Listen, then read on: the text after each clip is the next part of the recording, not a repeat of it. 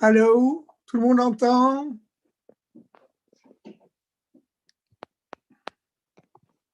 Allô, allô? Oui, oui, je t'écoute. C'est Je bon, branche. on peut Une commencer? minute. Ta vidéo est à l'envers, mais là, à l'endroit. Ah bon?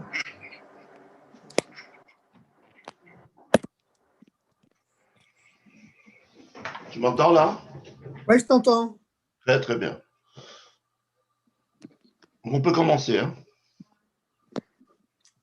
Attends, alors, est-ce que toi, tu es prêt? Moi, j'ai un petit problème, c'est que mon truc, il tourne tout le temps, là. Ouais, bah, ça va s'arranger, Ouais, ça va s'arranger. Il comme tourne, tout. il peut pas tourner, j'arrive pas à le bloquer. Bizarre, ça. Une seconde, une seconde. Messieurs, une Voilà, seconde.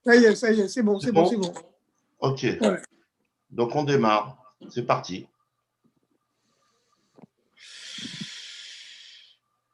Bonjour, chers amis, comment allez-vous? Je souhaite Chag Sameach, une bonne fête, Gut Yom Tov, une Chag Sameach à tout le monde, puisque aujourd'hui nous sommes un grand jour de fête, nous sommes Chav Kislev, nous sommes le deuxième jour de fête de Yutet Kislev, Chav Kislev, Rosh Hashanah Shel Chassidut, le nouvel an de la Chassidut, que le rabbi appelle Chag HaChagim, la fête des fêtes.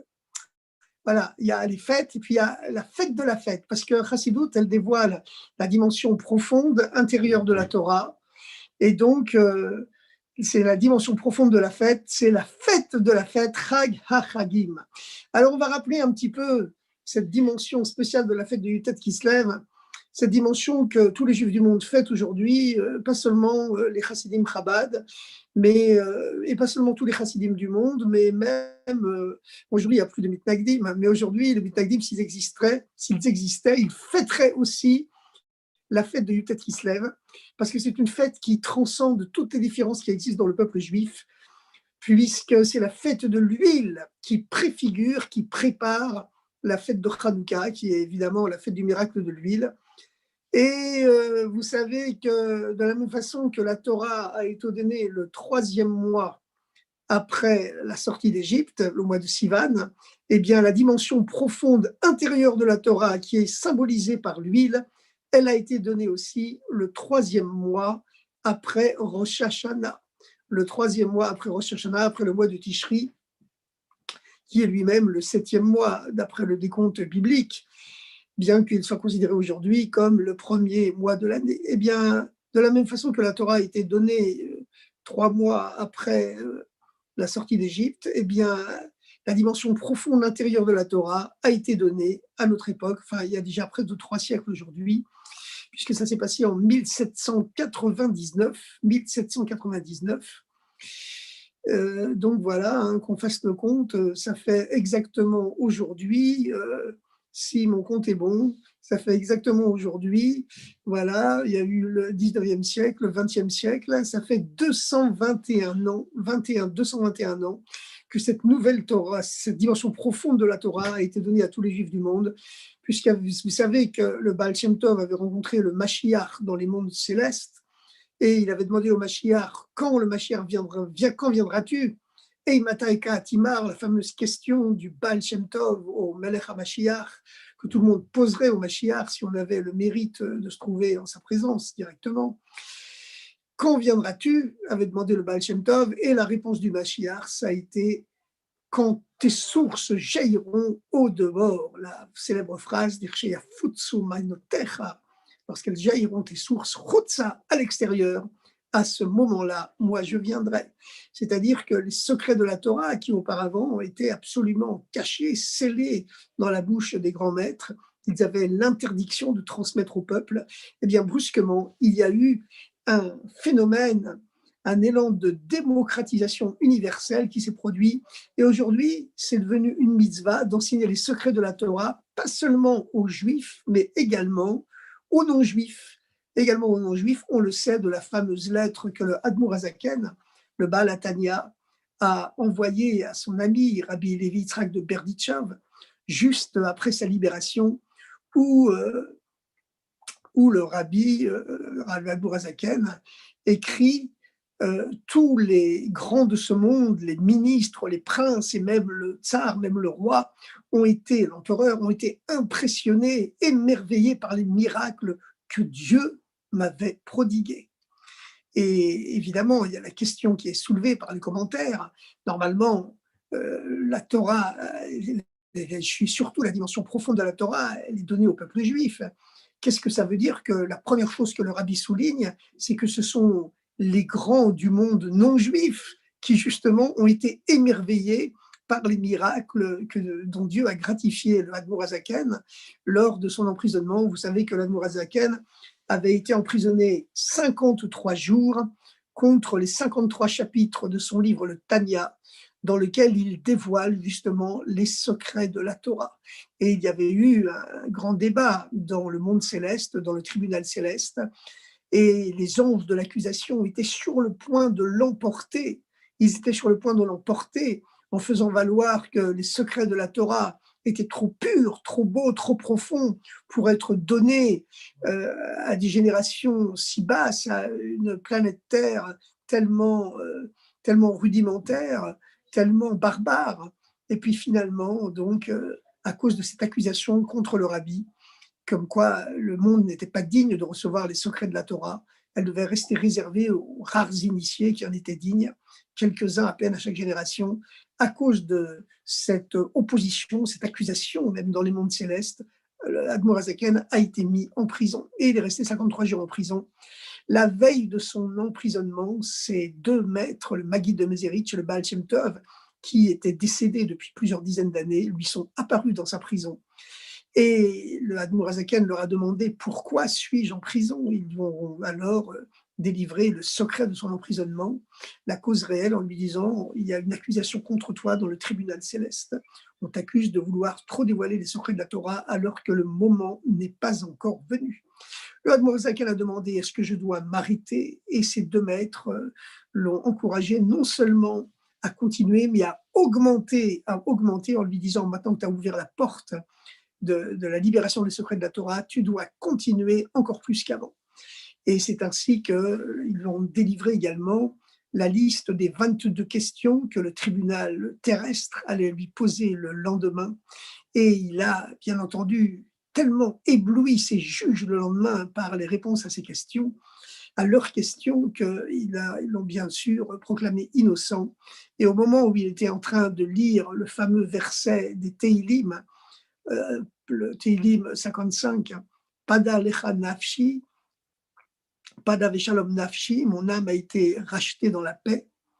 Mikra Avli, de ceux qui me combattaient, qui Rabbi Mayoui, il m'a dit, parce que nombreux étaient ceux qui me soutenaient, eh bien, à ce moment-là, la porte de la cellule s'est ouverte, on lui a annoncé qu'il était libéré dans la paix, effectivement. Et la vraie paix, bien sûr, c'est que les ennemis deviennent les amis. Et le Admorazaken, non seulement a été libéré, mais il a été même gratifié d'un titre de sujet d'honneur à titre héréditaire, dont ont profité ensuite tous ses descendants jusqu'à la révolution communiste de 1917, où il se servait de ce titre de citoyen, de sujet d'honneur qui leur permettait de quitter la région ghetto, qu'aucun juif n'avait le droit de quitter en Russie, où les juifs étaient parqués dans une région ghetto dont ils n'avaient pas le droit de sortir, qu'on appelait pudiquement, euphémiquement, la zone de résidence, et qui était en vérité une prison dont les murs se retrécissaient sans cesse, parce qu'on les expulsait des campagnes qu'il y avait dans cette région ghetto, cette zone de résidence, et on les déportait vers les villes par dizaines de milliers, où ils allaient grossir le rang des chômeurs et des miséreux. Et ça a été la vie des Juifs dans l'Empire russe pendant tout le 19e siècle, jusqu'en 1917, où ensuite il y a eu la révolution communiste, où ça a été encore pire. Mais en tout cas, sur le plan spirituel, la chassidoute, c'est déjà un avant-goût de la Torah du Mashiach. Contrairement à la Kabbale traditionnelle, qui est le secret de la Torah de Moshe, eh bien, la chassidoute, non seulement c'est un approfondissement des secrets de la Torah de Moshe, contrairement à ce que certains croient, la chassidoute n'est pas du tout une vulgarisation ou une simplification des secrets de la Torah, de la Kabbalah. C'est un approfondissement des secrets de la Torah, de la Kabbale traditionnelle. Mais en plus de ça, la chassidoute, c'est déjà un avant-goût de la Torah du Mashiach. Vous savez que de même qu'il est écrit dans le Code de loi que à la veille du Shabbat, eh bien, les Juifs doivent goûter une bouchée de tous les plats qu'on mangera pendant le grand repas de Shabbat. Bien de la même façon, à la veille du Mashiach, Dieu dévoile au peuple juif un avant-goût des secrets de la Torah qui se dévoileront complètement lorsque le Mashiach sera là, auprès desquels la Torah que nous étudions aujourd'hui est considérée comme Hevel, c'est-à-dire comme du vent. Et à ce moment-là, ce sera toujours la même Torah qu'on étudiera lorsque le Mashiach sera là. Il n'y aura pas une lettre qui sera changée, ni en plus et ni en moins. Mais le sens profond de la Torah sera dévoilé avec une telle ampleur qu'on aura l'impression que c'est une nouvelle Torah. Comme il est écrit, Torah Chadasha, mais Itit Etzie, une nouvelle Torah sortira de moi, même si aucune lettre ne sera changée, mais le sens profond qui s'en dévoilera sera tellement révolutionnaire qu'on aura l'impression que c'est une nouvelle Torah, et la chassidoute, c'est déjà un avant-goût de cette nouvelle Torah. Et alors, si vous voulez bien, on va jeter un coup d'œil sur la paracha de la semaine qui vient de s'écouler, la paracha de Vaïshlach, et avec l'explication de la chassidoute, qui nous montreront véritablement cette dimension profonde que la chassidoute dévoile. À l'époque du Baal Shem Tov, il y avait un autre grand maître dans le monde séfarade qui avait commencé également à dévoiler les secrets de la Torah. C'était le Rabbi Chaim Ben Attar, surnommé du nom de son œuvre la plus célèbre, le Or HaChaim, la lumière de la vie. Et le Baal Shem Tov, d'ailleurs, voulait énormément rencontrer Rabbi Chaim Ben Attar, le Or HaChaim, comme on l'appelle, parce qu'il savait qu'ensemble, il ferait venir le Mashiach. Mais il n'arrivait jamais à le rencontrer dans les mondes spirituels, parce que c'est le Baal Shem Tov lui-même qui le raconte. Chaque fois que lui, le Baal Shem Tov, s'élevait à un niveau dans les mondes supérieurs, dans les mondes spirituels, eh bien, Rabbi Chaim Ben Attar était déjà passé à un niveau plus haut. Et le Baal Shem Tov disait, en souriant, « Ce n'est pas qu'il est plus puissant que moi, mais il a les pieds agiles. » Et donc, ne pouvant pas le rencontrer spirituellement, le Baal Shem Tov a décidé de partir en Eretz Israël pour le rencontrer physiquement. Parce que l'union du monde Sfarad et du monde Ashkenaz, c'est l'union de l'Orient et de l'Occident. Un grand auteur américain a dit une fois « East is East and West is West, and the two will never join ». L'Est est l'Est et l'Ouest c'est l'Ouest, l'Orient c'est l'Orient, l'Occident c'est l'Occident, les deux ne se rejoindront jamais. C'est l'union du soleil et de la lune, mais grâce à la chassidoute, eh bien les deux se rencontrent et même s'unissent, puisqu'on sait que le calendrier juif, il est lunaire, certes, mais il reflète la lumière du soleil et qu'il se rajuste sans arrêt sur le cycle solaire. Le cycle solaire se rajuste sans arrêt sur le cycle lunaire tous les 3 ans. Ce qui témoigne que pour nous, les Juifs, on est unis au-delà de toutes nos différences. On est un seul peuple grâce à Dieu. Et l'unité du peuple juif, elle préfigure l'unité de toute l'humanité, où toute l'occupation de l'humanité, ce sera de servir Dieu, de rechercher Dieu, autant que l'être humain peut le comprendre, comme le conclut dans son grand livre de loi Maïmonide, le Rambam. Et vous savez qu'il existe 3 niveaux de la Torah. 3 niveaux de la Torah. La Torah est symbolisée par 3 liquides.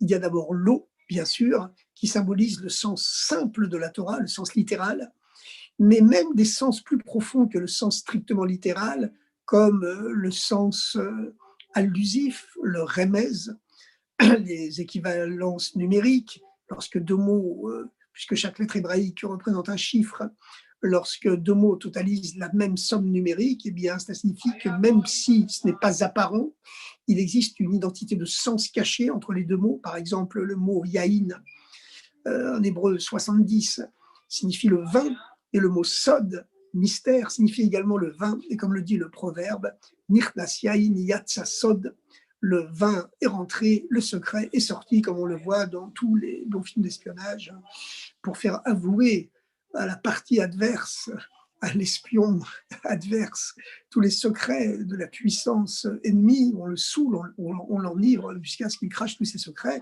Le vin rentre, le secret sort. Et c'est la raison pour laquelle la Torah, qui savait tout cela bien avant, elle dit que la gematria, la valeur numérique du mot 20 est égale à celle du mot mystère. Et puis, la gematria du mot 20 est égale également à celle du mot raz. Le secret, plutôt, est égal également au mot or, lumière, parce que celui qui connaît le mystère de chaque chose peut éclairer, comme l'enseigne le Baal Shem Tov. Et puis donc, le premier niveau de la Torah, c'est l'eau, il est symbolisé par l'eau, et le vin, lui, symbolise un niveau beaucoup plus haut, c'est le niveau du Sod, le mystère, c'est-à-dire la Kabbalah. Mais la Kabbalah n'est pas accessible à tous les êtres humains. La Kabbalah signifie réception. Pour recevoir l'initiation de la Kabbalah, il faut se vider complètement de tout son ego, de tout son mauvais penchant, et entre guillemets. Et c'est seulement lorsqu'on s'est vidé absolument de tout son ego, et ça, c'est pas la possibilité de tous les êtres humains d'accéder à ce niveau-là, on peut se mettre en état de réception des secrets de la Torah. Donc, le niveau de la Kabbalah, symbolisé par le vin, ce n'est pas valable pour tous les êtres humains. Par contre, le troisième niveau, c'est l'huile. Et pour quelle raison le Mashiach est-il appelé Mashiach? Parce que Mashiach signifie oint, celui sur la tête duquel a été versée l'huile. Parce que l'huile, c'est le niveau le plus haut de toute la Torah, et encore plus haut que le vin. L'huile flotte au-dessus de tous les autres liquides, même au-dessus du vin, ce qui symboliquement témoigne d'une dimension supérieure encore à celle des secrets de la Kabbalah. Et puis, surtout, l'huile, elle a cette double qualité absolument paradoxale, c'est que tout en se mêlant à rien, eh bien, elle pénètre tout. Dans les lois de la cacheroute, s'il y a de l'huile qui intervient dans un mélange, ça y est, le mélange est totalement contaminé, parce que l'huile, encore une fois, elle se mêle à rien, mais elle pénètre tout. Donc, c'est une allusion à ce niveau de la Torah messianique du Mashiach, le Mashiach. C'est pour ça que le Mashiach s'appelle loin, celui qui est dépositaire de l'huile, celui sur lequel a été versée l'huile, sacré par l'huile, parce que l'huile, en plus, alors que tous les liquides éteignent le feu, et bien l'huile, au contraire, c'est elle qui fait brûler le feu, qui allume le feu et qui le maintient en vie, comme on voit par le miracle de Hanouka, où l'huile a brûlé pendant 8 jours, même s'il n'y avait qu'une quantité que pour une seule journée. Et l'huile, donc, elle symbolise ce degré de la Torah qui est au-delà de la différence entre le haut et le bas, au-delà de toutes les formes hiérarchiques qui peuvent exister. Elle se mêle à rien, mais elle pénètre tout, parce que c'est le niveau de la Torah qui est au-delà du haut et du bas. Et comme elle est au-delà de toutes ces différences, elle peut rentrer dans le niveau le plus bas. D'ailleurs, le niveau le plus haut, c'est seulement lui qui peut rentrer au niveau le plus bas.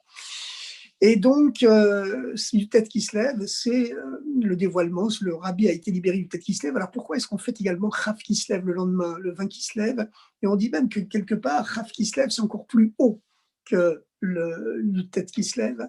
Le Tanya, en effet, le rabbi voulait absolument, l'Admorazaken voulait absolument que le Tanya soit édité, le Yutet qui se lève, le 19 qui se lève, mais il n'a pas pu, parce que c'était également le Yortzeit, l'anniversaire du décès de son maître, le Maguid de Mezerich, qui était lui-même le disciple, le successeur du Baal Shem Tov.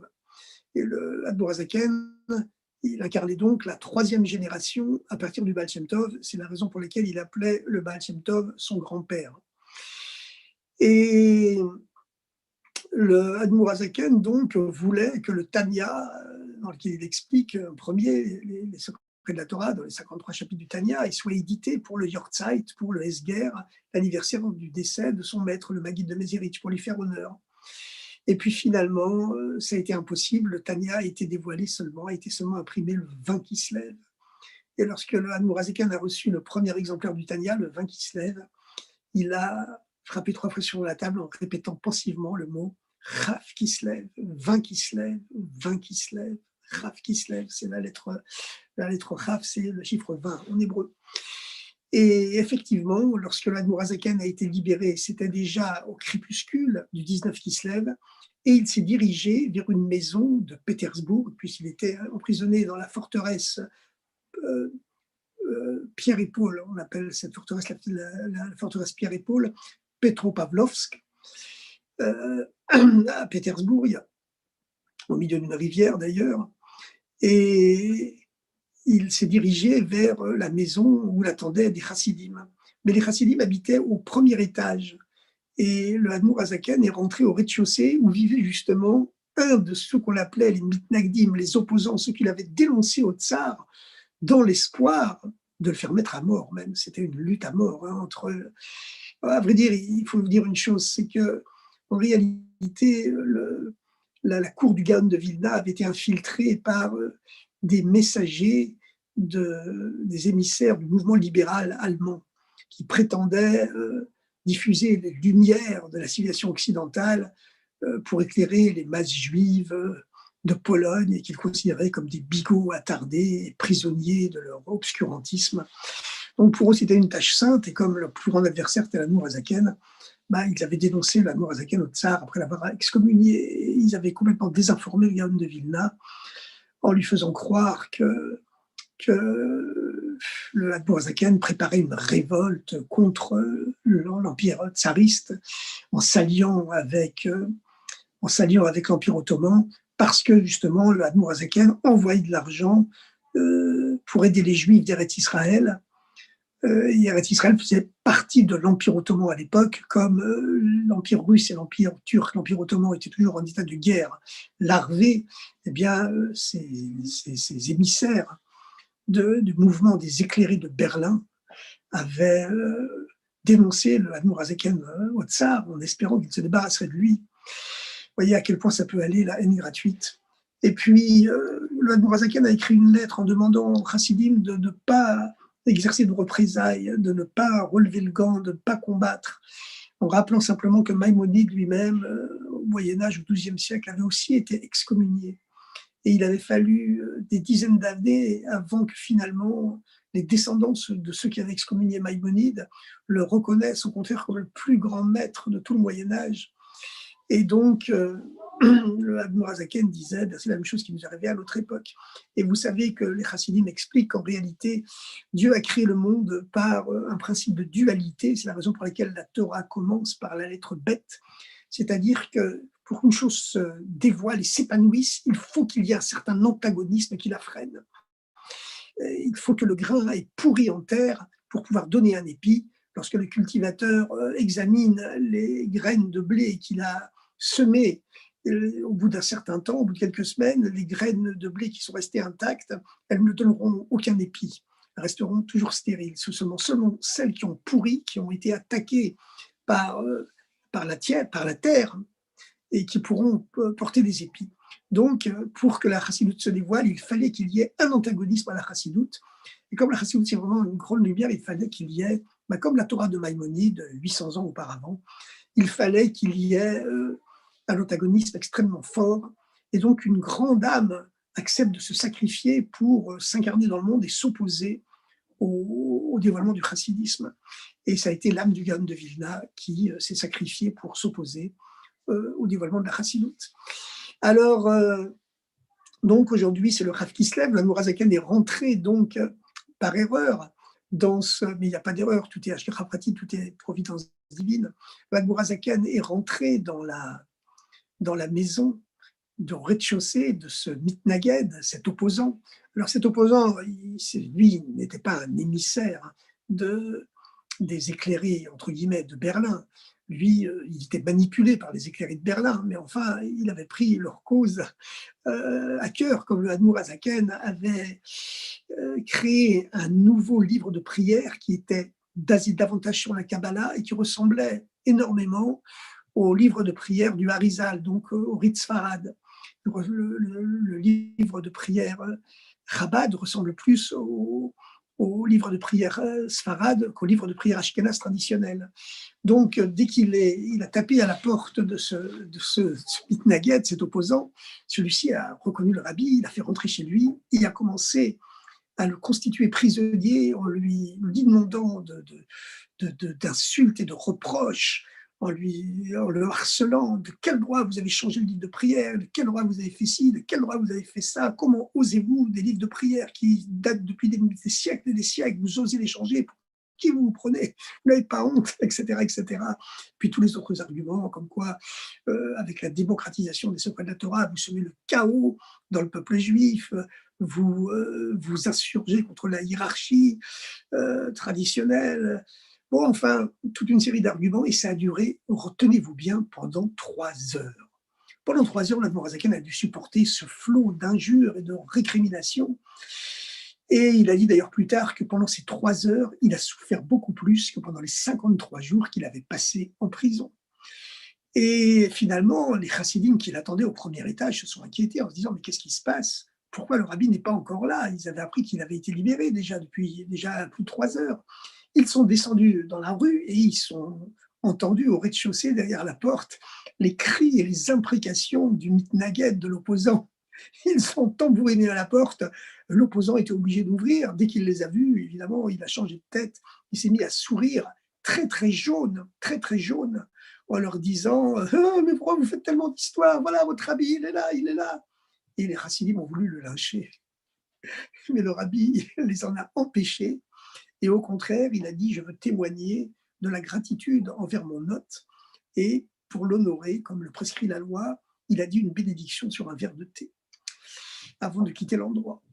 Et c'est après qu'il a dit qu'il avait plus souffert pendant ces 3 heures que pendant les 53 jours précédents.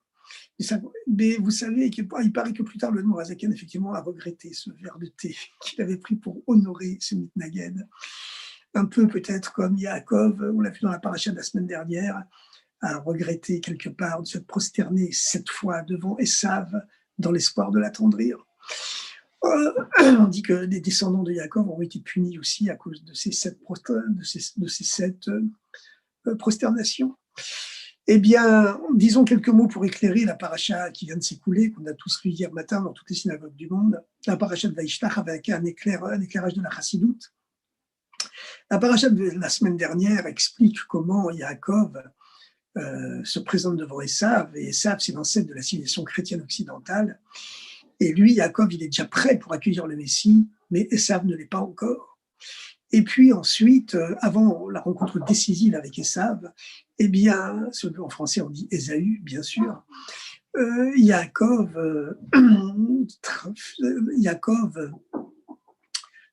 divise son camp en 2 parties, et la chassidoute nous enseigne que les 2 parties correspondent aux 2 mondes que Dieu a créés.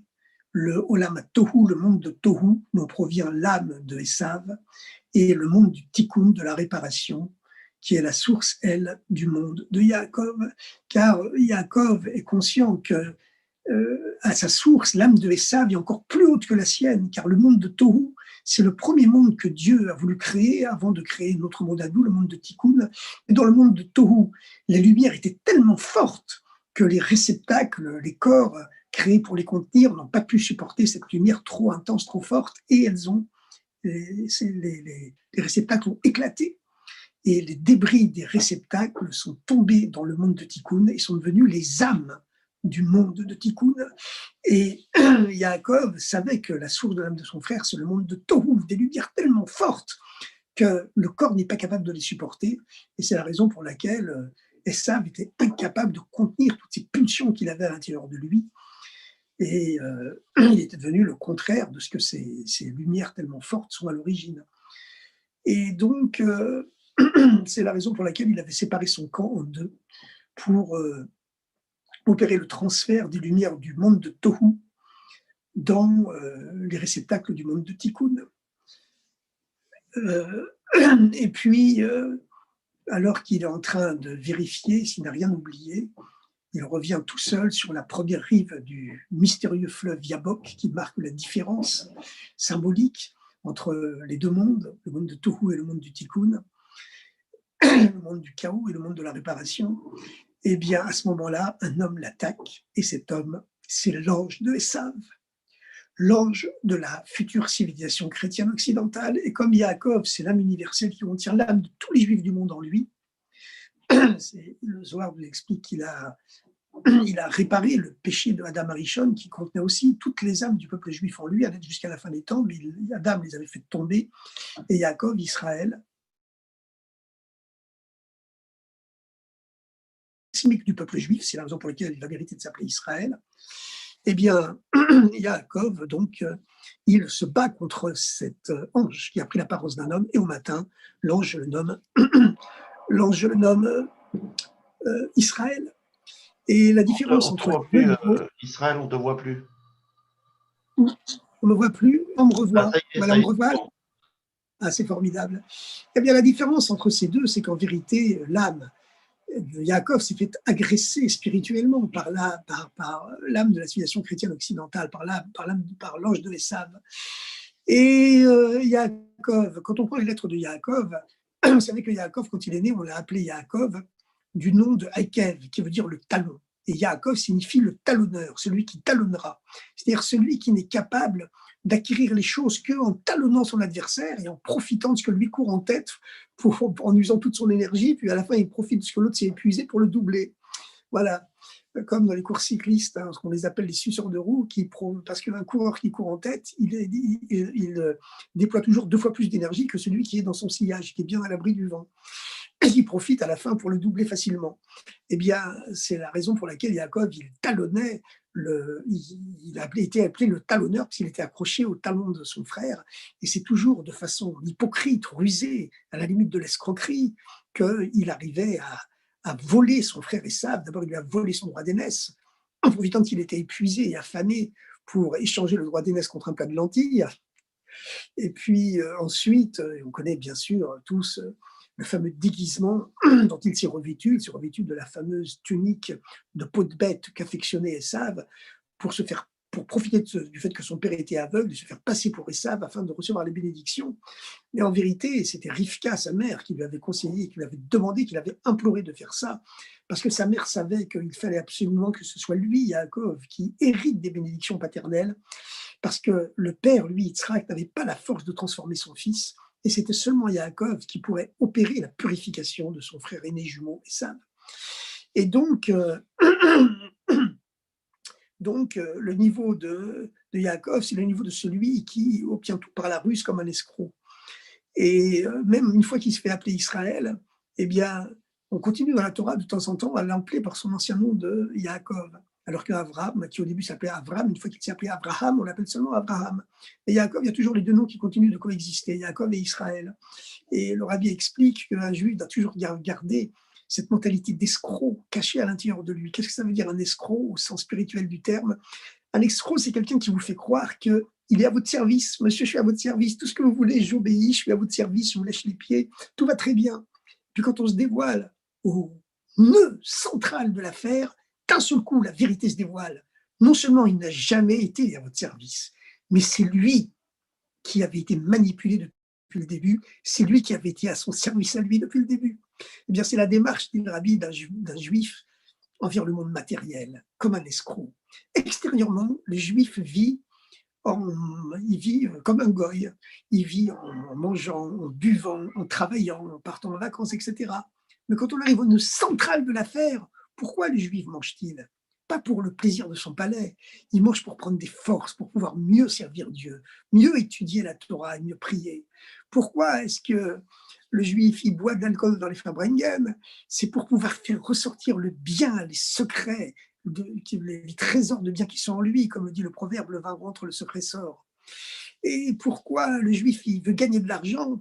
C'est parce que une belle maison avec des beaux objets, avec une belle femme, ça élargit l'esprit de l'homme, ça lui permet encore avec l'esprit large, on peut beaucoup mieux propager les idées du judaïsme autour de soi, on peut beaucoup mieux comprendre la Torah, on peut beaucoup mieux l'enseigner, et on peut même beaucoup mieux prier parce qu'on n'a pas de soucis dans la tête. Et puis, donc, le juif est animé chaque fois par une intention cachée qui change tout, comme un escroc, au sens spirituel du terme. Par contre, l'escroquerie au sens matériel du terme, au sens financier du terme, elle est complètement interdite par le judaïsme. Complètement interdite par le judaïsme. Voler un non-juif, c'est aussi grave que voler un juif. Les deux sont strictement interdits. Même il y a une dimension en plus avec les non-juifs, c'est la notion de chilul Hashem, de profanation du nom de Dieu. Il y a une histoire comme ça avec le Rabbi Rachab. Un jour, il y avait un chassid de l'époque du Rabbi Rachab. Le Rabbi Rachab était rabbi, il a été le 5e rabbi de Lubavitch entre 1883 et 1920. Et donc, à cette époque, les Juifs étaient dans la misère en Russie, en Pologne, dans l'Europe de l'Est. Et il y avait un chassid qui avait fait un peu de commerce et le non-juif lui avait rendu 1 rouble en plus, une somme dérisoire en plus. Et c'est comme si aujourd'hui, vous faites du business et puis on vous a rendu 1 € en plus.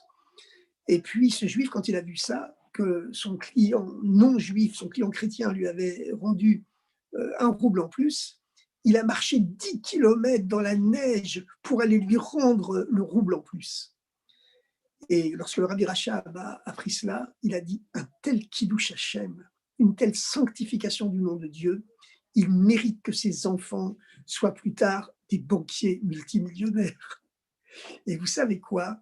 Lorsque le Rabbi Rachab a quitté ce monde et que son fils, Rabbi Yosef Yitzhak, est devenu le 6e Rabbi de Lubavitch, eh bien, il avait besoin d'argent pour maintenir, évidemment, tous ces mosdot, toutes ces institutions, toutes ces écoles, toutes ces yeshivot, etc., etc.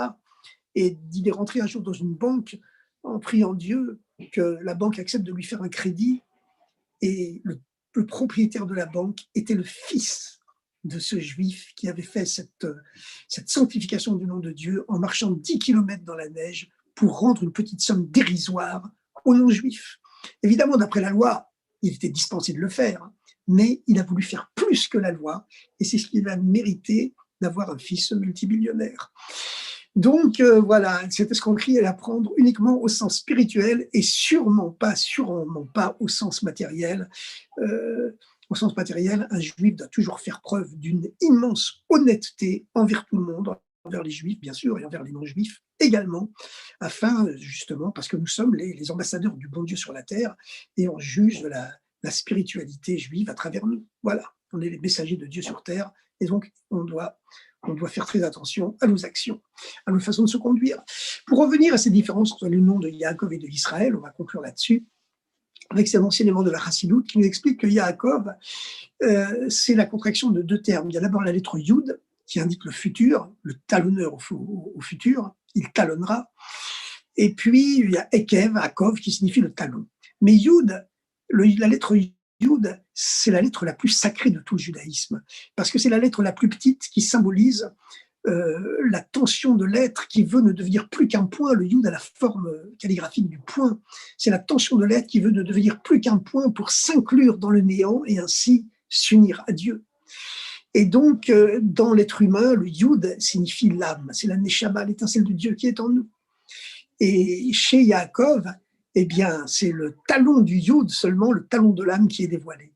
Et comme le talon de l'âme, le niveau le plus bas de l'âme qui est dévoilé, eh bien, le monde cache Dieu pour lui. Le monde cache Dieu, la nature, le monde matériel cache Dieu, et il est incapable d'obtenir les choses en face. Il ne peut les obtenir que par derrière, que par la ruse. Le niveau d'Israël, l'anagramme du nom de Israël, quand on change la position des lettres du mot Israël, on obtient li roche. À moi, la tête. On est passé du talon à la tête. C'est-à-dire qu'au terme de ce combat avec l'ange, c'est le niveau le plus haut de l'âme qui s'est dévoilé dans Yaakov. Et comme l'ange lui dit, qui s'arrita im Elohim, tu as combattu Elohim, le divin, Vanashim et les hommes, s'arrita, et tu as vaincu. Dorénavant, on t'appellera Israël. Et que signifie la lutte contre Elohim, contre le divin? La valeur numérique du nom de Elohim, c'est la même que celle du mot Hateva qui veut dire la nature. Ça veut dire que au terme de ce combat contre l'ange, qui a été un combat spirituel toute la nuit, eh bien, Yaakov est arrivé à un niveau où le niveau le plus haut de son âme s'est dévoilé en lui, le roche du lit, le roche de son âme s'est dévoilé en lui, et à ce moment-là, lorsque la tête de l'âme, le niveau le plus haut de l'âme se dévoile, tous les voiles du monde disparaissent, et le voile que la nature, la Teva, fait sur Dieu, sur Elohim, elle disparaît complètement, et au lieu de cacher Dieu, la nature, le monde matériel, le monde physique se met à dévoiler Dieu. Et c'est ainsi que Yaakov est monté au niveau de Israël. Alors le niveau d'Israël, évidemment, c'est le niveau de tous les tzadikim, tandis que le juif simple, comme nous, on est des Yaakov. Mais Shabbat, tous les juifs montent au niveau d'Israël. Au niveau d'Israël, Shabbat, lorsqu'on le voit, une famille juive autour du repas plantureux de Shabbat, avec la belle nappe blanche, les beaux couverts, les beaux chandeliers d'argent, eh bien, on se dit, ça ne vient même pas à l'idée qu'ils font ça par gourmandise. On sait qu'ils le font en l'honneur du Shabbat. On sert Dieu de façon directement parce que la vérité est dévoilée. Et donc, Motsai Shabbat, on redescend au niveau de Yaakov. C'est pour ça que dans beaucoup de communautés, il y a le fameux cantique Altira Yaakov, qu'on chante tous les Shabbats, n'aie pas peur, mon serviteur de Yaakov. Parce qu'en vérité, on a toujours le niveau d'Israël en nous. Alors voilà, chers amis, c'est une explication de la Chassidoute, dévoilée par le Admour Azaken, le Baal Atania, que le Rabbi reprend souvent. Pour ce jour de Chav Kislev, qui est un jour qui porte bonheur à tous les Juifs du monde, mais aussi à l'ensemble de l'humanité. À l'ensemble de l'humanité, c'est un jour qui porte bonheur. Allez, je termine par une petite histoire. Vous savez, une histoire terrible. Le Rabbi a demandé même de ne pas l'imprimer. Là, on l'a fait seulement oralement. Vous savez que pendant la première guerre du Golfe, en 1991, il y avait toute une coalition de 35 États guidés par les États-Unis qui attaquaient l'Irak de Saddam Hussein pour l'obliger à évacuer le Koweït. Eh bien, au beau milieu d'Afar-Wengen, le Rabbi se dresse et se met à parler à quelqu'un, comme si quelqu'un d'invisible était en face de lui, devant les milliers de participants qui sont là au Afar-Wengen. Et le Rabbi s'adresse à Saddam Hussein, comme si Saddam Hussein était au 770 devant lui, dans la salle.